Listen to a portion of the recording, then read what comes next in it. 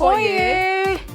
E mais um Ampliflix, agora é o 157 para você. E hoje a gente veio falar de quê, Sams? Ideias do papel para um modelo real, é isso, Carlota? Você gosta disso, né? Isso, é a história de onde surgem as ideias e como é que a gente pode realizá-las, executá-las.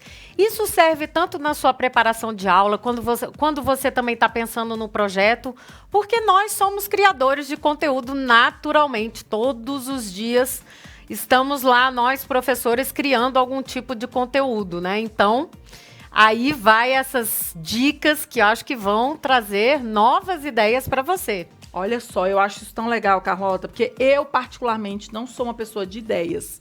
Eu sou uma pessoa mais de remixar.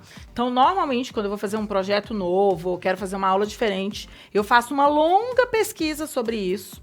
Aí eu tenho os meus painéis lá no Pinterest, onde eu separo as ideias que eu achei mais interessantes e eu dou uma remixada. Mas eu sei que tem uma galera que curte, né, que você, por exemplo, é super criativa, que a coisa nasce, ela meio que desce, eu sempre falo, né, ela é incorporada e você faz no papel e aí depois é que parte para as outras etapas. Então, conta pra gente aí como é que você tem feito isso. A Samara tá falando de Pinterest, queria mostrar aqui a minha tela para você, ó, para começar a história.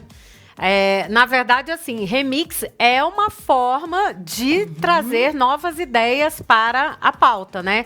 Então, na verdade, as ideias nunca surgem do nada. Tem até estudos mostrando que às vezes, você vê referências e quando você vai criar alguma coisa nova, a sua criação tem muito a ver com essas referências que estão aí no paralelo para você. Nada é totalmente inovador, na verdade. Então, na verdade, é uma melhoria de uma outra coisa que a pessoa já viu. Tudo é remix, né? Então, por exemplo, eu aqui tô mostrando o meu Pinterest, né? Tem milhões de coisas, assim, que a gente põe aqui, Samara. Eu tava até vendo que tem uns bem antigos meus, que são até interessantes. Por exemplo, eu tenho um board só de fotos que eu poderia usar de alguma forma na minha sala de aula, sabe? Fotos diferentonas, imagens assim. Que você viu, cara, um dia eu vou precisar de um conteúdo imagens, X, isso, legal. Que aí eu trago coisas, eu me lembro de storytelling também eu tinha, enfim, quando a gente começou a planejar coisa de maker aqui, ó, Makerspace, a gente também colocou várias... Eu me lembro que logo que você começou a dar aula pra gente, tinha uma que você fez, acho que é de sala de aula. Chama sala de aula, era colaborativa. Eram tipo estratégias de sala de aula, enfim, o que a pessoa quisesse trazer. E aí a gente ia colocando dentro desse board colaborativo que você fez, inclusive. Olha, ideias para a sala aqui, de aula. Não sei se era esse, talvez era esse aqui, ó. ver. Letramento digital, acho que tinha um bando de coisa aqui, ó. Ideias. Olha lá, caraca, que aí, ó, coisas, isso é muito... Ó, aqui, a Sandra aqui, ó, até, tá vendo? Verdade. E tem até aqui também um colaborativo. Então, a ideia é essa, da gente... antes da gente começar, por exemplo, a pensar, eu quero fazer alguma experiência ou algum tipo de atividade diferente com os meus alunos. Você pode começar desenhando a ideia. Eu gosto muito, você falou sobre isso. Comece desenhando a ideia no papel mesmo. Então, eu gosto dessa ideia do desenhar. Você desenha mesmo. Porque eu faço uma lista de coisas que eu quero que tenha nessa aula. Mas você desenha mesmo. Eu sei que a gente tem um exemplo aí de um projeto que a gente trabalhou, né? Nós trabalhamos juntas para a criação de toda a arquitetura pedagógica tal do programa. E eu me lembro que você fez na mão quando veio na sua cabeça. Eu tô pensando numa coisa assim. Não foi? Exatamente. Aí aqui, por exemplo, esse do projeto Sagres, que agora a gente pode divulgar, porque tá aí, já tá, enfim, algumas secretarias de educação do Brasil. O que a gente tinha? Então, a gente tinha um tema. Então, primeiro eu busco o conceito. Vamos dizer que você tem um conceito aí, um tema para sua aula, tá? Tá. Então, eu aqui no meu caso, eu desenhei literalmente, porque como era relacionado a exploradores, navegação, então eu criei esse mapa da navegação. Tá. E eu desenhei literalmente. Tá aqui o meu rascunho, ó. Como falou em mapa, Sagres, você pensou, eu quero ilhas, tem que ter mar, tal, e desenhou. Eu quero ilhas, eu quero montar disso um arquipélago que se interconecta, porque aí eu pensei, cara, as disciplinas não estão isoladas e tudo mais. E aí, a gente montou esse referencial, essa concepção temática aí primeiro. Aí foi pra mão do designer. Aí foi pra mão do designer. Mas se você não tem designer, não tem problema. Você vai pegar as figurinhas e vai montar do jeito que você quiser. Ou deixar desse jeito aqui, para mim, já serve, né? Esse aqui era porque era uma entrega mais robusta para cliente, mas se você tá usando para você mesmo, aqui tá valendo, ó. Então, do que eu tinha na cabeça, virou esse desenho aqui. E aí, Samara, o que isso virou? Que a gente estava até brincando aqui agora.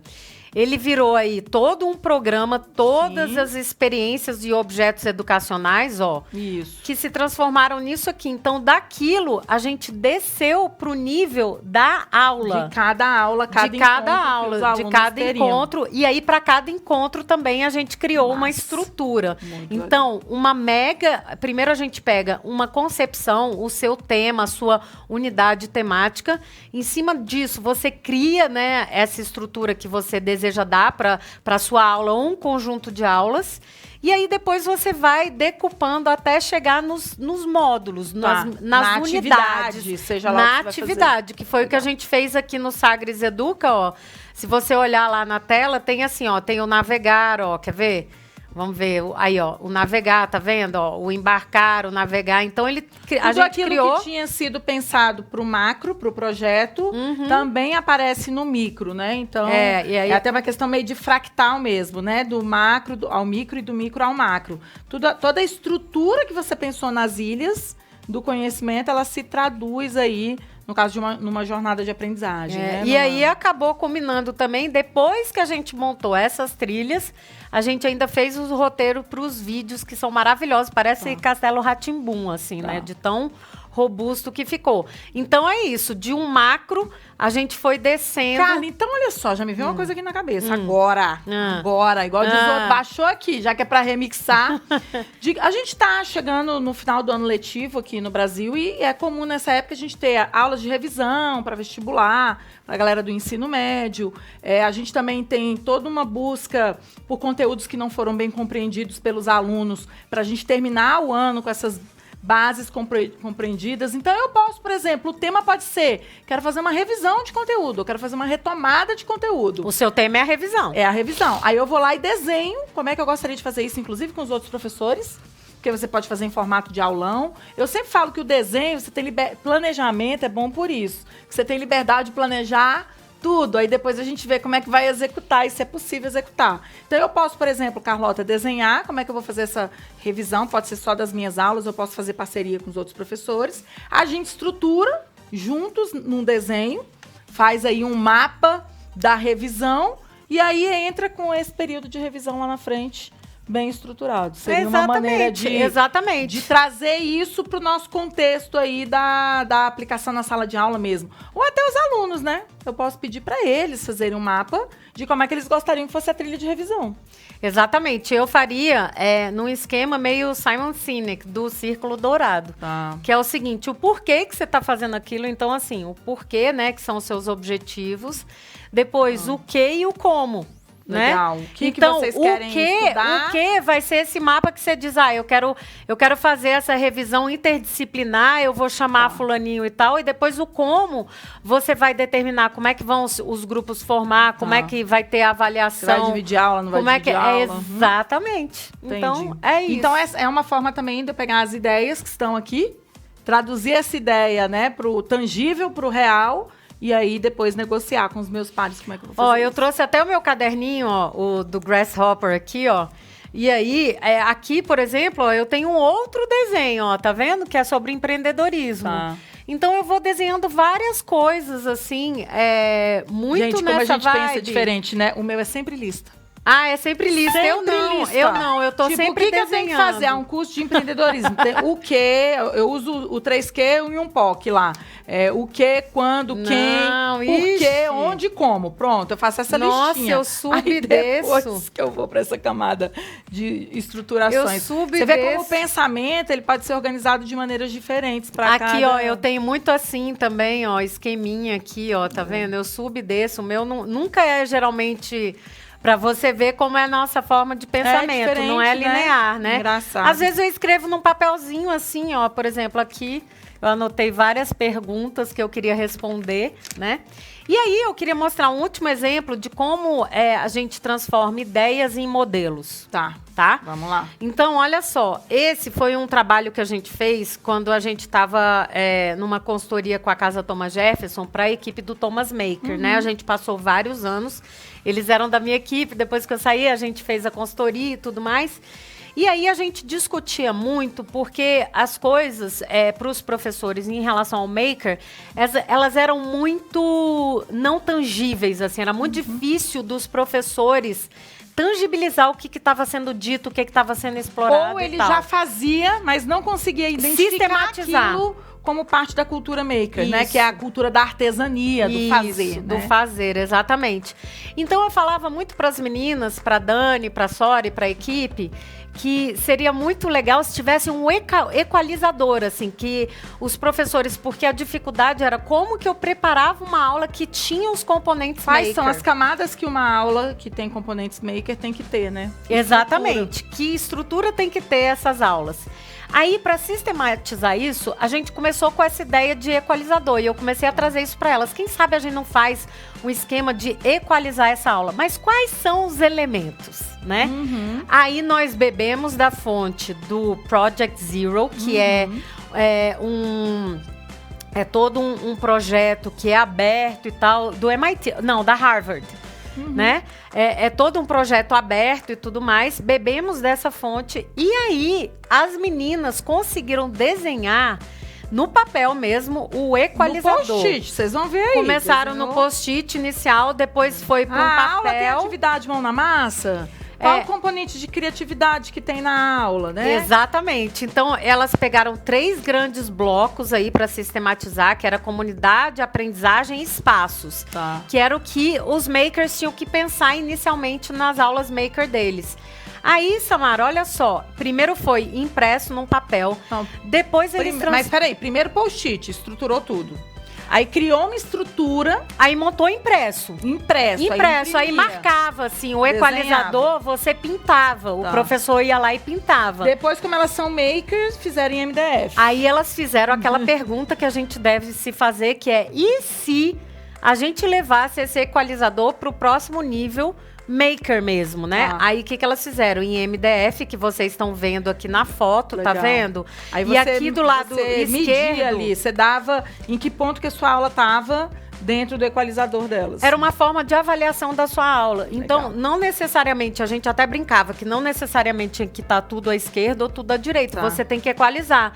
Então, uma vez você está promovendo mais uma atividade individual, a outra mais coletiva, e aí você vai dosando isso de acordo com até o que você ter precisa. uma variabilidade grande de estratégias nas suas aulas. Exatamente. Né? Essa era a ideia. E do lado esquerdo, que você está vendo aqui na tela, esse aqui é um professor equalizando a aula dele. Então, o que eles fizeram? Eles tinham já uma aula que eles tinham aplicado e eles estavam equalizando essa aula deles. Estava avaliando a aula deles, como é que eles estavam e o que eles podiam melhorar. Porque quando você equaliza, você vê o que ainda pode melhorar. Equalizar exatamente isso. Quais são as camadas que eu não estava cobrindo, que agora eu posso cobrir, né? Só que aí, Samara, isso aí então foi dos post-its para o papel, para o MDF, e ele acabou num aplicativo que digital. Você pode baixar, tanto no Android quanto no iOS, que virou isso aqui, ó, Samara. Na minha tela aí, ó, vou mostrar aqui para você. Equalizador Maker. O equalizador Maker. E você pode, eu não tinha baixado, engraçado, porque eu já sabia do outro, eu já usava o físico, né? O físico, e aí eu baixei, Samara, inclusive você pode salvar cada equalizada que você dá na sua aula, você salva, você pode baixar para suas fotos aqui, o seu álbum de fotos e tal, pode compartilhar com os colegas Carlota, e tudo mais. Isso aí é uma ótima ferramenta para registro didático, tá? Relatórios, por exemplo. Aí a gente que trabalha nos anos iniciais, educação infantil, de tempos em tempos a gente tem que emitir relatórios de que tipo de atividades que os alunos fizeram em sala de aula. Se você tem equalizado aí todas as aulas, você já inclui, ó, nessa aula a gente trabalhou comunidade, nessa escala, a gente trabalhou conteúdos específicos e por aí vai. Já dá um mega relatório, hein? E aí, Sems, eu queria só finalizar aqui mostrando isso aqui, ó, que isso aqui é o equalizador já remixado. Que a Rejane é uma super maker, líder GG e tal. O que ela fez? Ela fez no papel o equalizador e ela adaptou com fita de cores diferentes, tá vendo? Que ela foi equalizando aí o dela. Então pode ser super mão na massa como digital, mas é um modelo de sistematização. Então o que a gente quer dizer com tudo isso, né, Sems? Qual é a proposta aqui? É quando você for pensar numa ideia, pensa primeiro na concepção, começa a fazer uma curadoria de ideias, de coisas que outros fizeram para te trazer uma ideia nova que você vai remixar para montar a sua ideia para a sua sala de aula ou para os seus alunos, assim, quer dizer, para os alunos fazerem alguma coisa. As grandes ideias surgem daí. E a gente vai deixar aqui também uma referência para você de um vídeo do Steve Johnson, é um TED Talk muito famoso. De onde surgem as ideias, de onde surgem as boas ideias, né? Então, isso faz toda a diferença quando a gente está criando conteúdos e modelos. Curtiu? Compartilhe esse vídeo, manda o link pro colega, aquela galera que curte criar novas ideias e aquele que de vez em quando fala, não aguento mais, não quero nenhuma nova ideia, porque ele vai aprender para remixar muita coisa legal também. A gente se encontra então no próximo Ampliflix. Até a próxima!